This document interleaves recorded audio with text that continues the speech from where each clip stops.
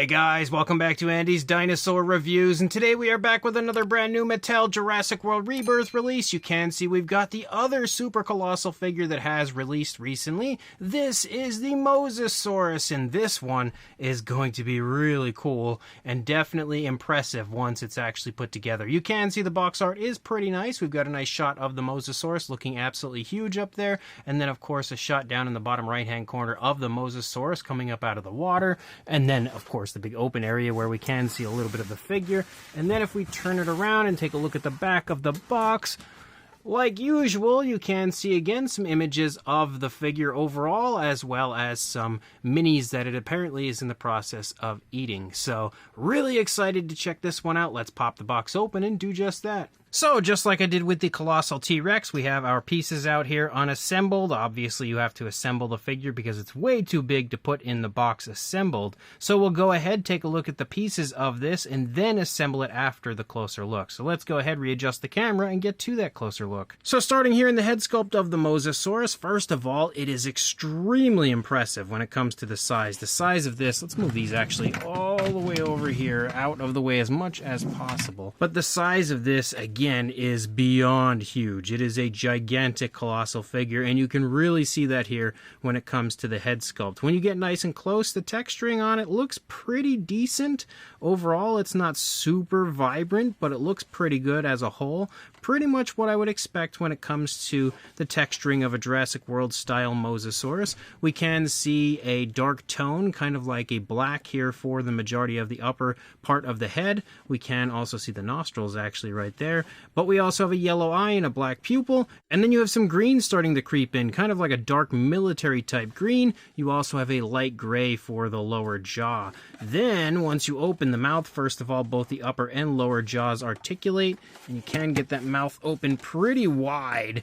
That is definitely a very impressive visual there of the Mosasaurus with its mouth open. What's really nice is with these newer, again, softer but sharper looking teeth, it looks so much better, so much more lifelike and genuine. We can see the tongue sculpted out in here, nicely textured, also painted with a pinkish tone. And then when we turn to the upper side, look at how super cool this is on top of the teeth, again looking fantastic. We actually have the smaller teeth on the inside of the mouth painted out. That is absolutely epic. I love the fact that they actually have those teeth colored. They're probably not technically painted. They're probably a separate piece that was applied.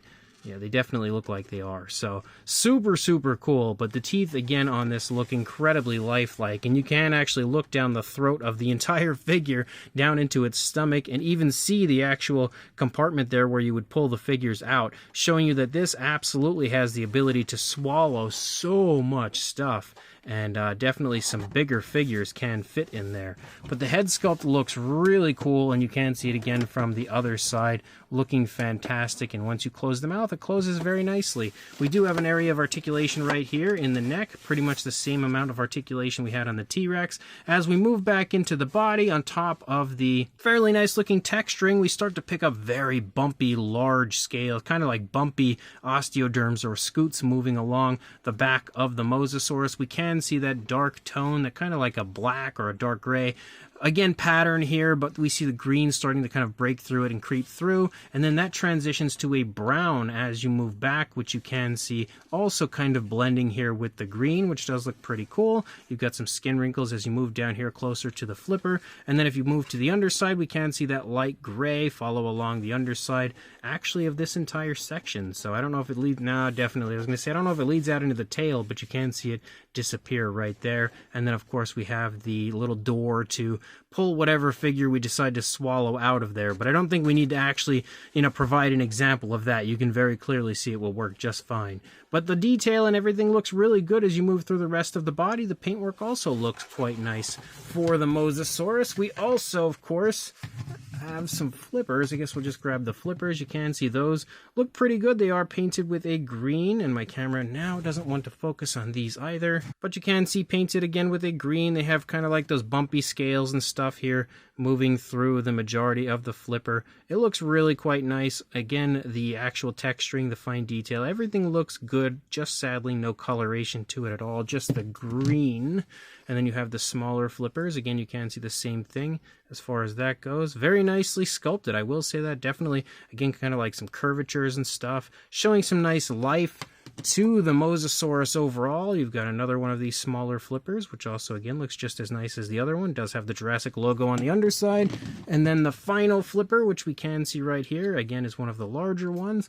Not really sporting any variation of color, it seems, other than the green, but still looking really, really good as far as the sculpting goes. And then you would move out into the tail, and you can see that the brown, kind of rather than continuing to pattern through, overtakes most of the back of the tail at this point, and then you have the green moving down here into the lower part of the tail, and we can see some more bumpy skin texture and stuff as you move through.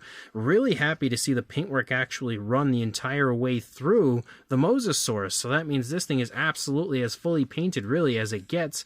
Again, for something like this, we could have had the coloration, that lighter tone moving along the underside of the tail, but that's not the end of the world. And when we move out to the final part of the tail, you can see the brown again has overtaken the entire outer section of the tail before we transition back to that dark tone again for the ending of the tail. For the tail fin, we can see the skin texture again looking really nice, really vibrant as you lead out through the remainder of the tail. Looks like maybe, yes, we do have a little swivel area out here. Again, kind of useless articulation, but it is there, and you can see how it starts to kind of creep in through the brown areas before completely overtaking the tail fin.